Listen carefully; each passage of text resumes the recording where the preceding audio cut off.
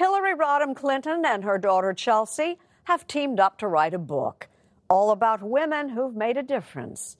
Reason enough to catch up with them at a New York City landmark for some questions and answers. Looking in on a 20th century giant. I think she was one of the greatest Americans in our history. Hillary Rodham Clinton Many and daughter Chelsea at the Eleanor Roosevelt Memorial in Manhattan. She is a kind of transcendent figure over generations because of all that she did in her life. I just find that depiction of her to be, as I imagine her, thoughtfully listening, taking it all in. And at the New York Historical Society, a racket from the hands of tennis legend Billie Jean King. It says King. King? B. Look at that. Oh, I love it. Here's a century-old banner from the women's suffrage movement. I have one of these at my home, and I have it over the fireplace. I look at it every day. The mementos breathe life into a collection of stories called The Book of Gutsy Women, co-authored by mother and daughter, and published by CBS's Simon & Schuster. Women have been written out of history from the very beginning of recorded time, and to a great extent still are. And this is a small contribution to the efforts to tell these stories. The collaboration between 71 and 39-year-old was at times an intergenerational challenge. Because I write longhand.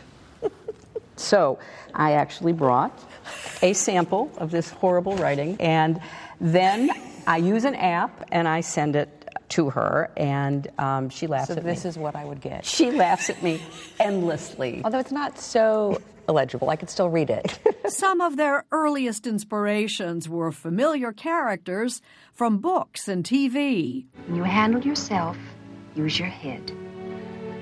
When you handle others, use your heart. Donna Reed seemed like the perfect mother to me and my friends, and Nancy Drew was a huge influence. Oh, I love Nancy Drew, and I really looked up to her. It's the same way I felt about Meg Murray in A Wrinkle in Time. All of these fictional heroines who just meant so much to me. Among 103 real-life portraits are unsung heroes and greats like Amelia Earhart and Harriet Tubman. And another First Lady. The reason I chose Betty Ford is I remember as though it were yesterday. My mother's best friend had breast cancer, a phrase that was never uttered. Nobody talked about breast cancer. And then a few years later, along comes Betty Ford, who gets breast cancer as a First Lady. And I remember she's in the hospital room. She obviously had her hair done, good for her. And because of her, breast cancer came out of the deep, dark shadows. But no one looms larger for Hillary Clinton than Eleanor Roosevelt. When I ended up being First Lady, she was one of the people that most inspired me because of how she tried to keep thinking about those who were left out, left behind, marginalized. You write about discovering that her husband had had an affair with his secretary. Right. This was devastating, and she offers Franklin a divorce, which he rejects. And you write, she decided to stay in the marriage, parenthetically, which can be, as I know well, a gutsy decision. Right. You had to discuss with your daughter putting that. What did you say? Well, part of the reason that I admire Eleanor Roosevelt is the way she handled that happening to her. And I say, look, when something happens in your marriage, as I know well, it can be gutsy to leave, it can be gutsy to stay. I felt like I had learned so much from her that I wanted to share that with the reader. And you said, It's my mom's story to tell. I've always felt that way. Being your candidate has been one of the greatest honors of my life. No surprise, 3 years after the historic election of 2016, she's still grappling with defeat. how are you doing now, and what are the metrics by which you know how you're doing on any given day? Personally, I'm doing well, and having my grandchildren, and especially a new 2-month-old grandson, has been a gift beyond measure. I feel very blessed. I feel good.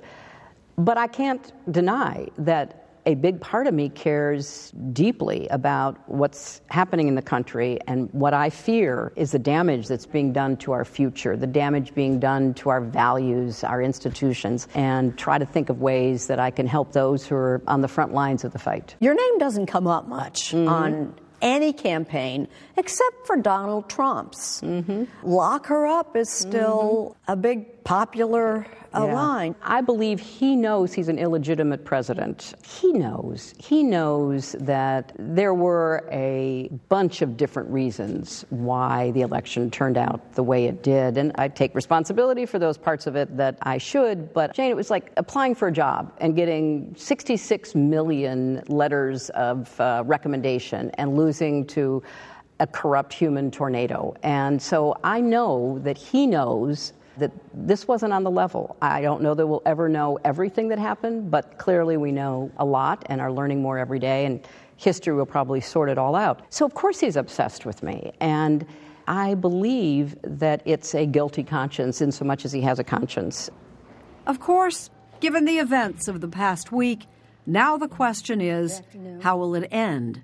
The president must be held accountable. No one is above the law. This is familiar territory for her. The House Judiciary Committee voted to recommend that the House impeach President Nixon.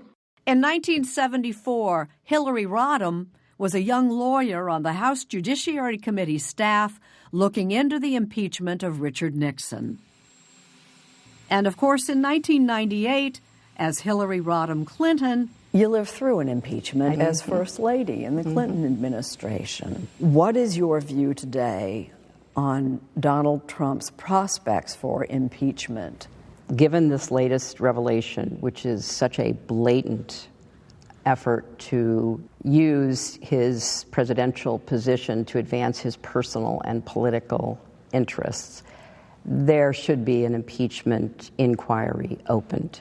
And I don't care who you're for in the Democratic primary or whether you're a Republican, when the President of the United States, who has taken an oath to protect and defend the Constitution, and by that, defend the American people and their interests, uses his position to, in effect, extort a foreign government for his own political purposes, I think that is very much what the founders worried about in high crimes and misdemeanors. Well, what could happen if in another 4 years of the Trump administration? I don't accept that. I don't believe that will happen.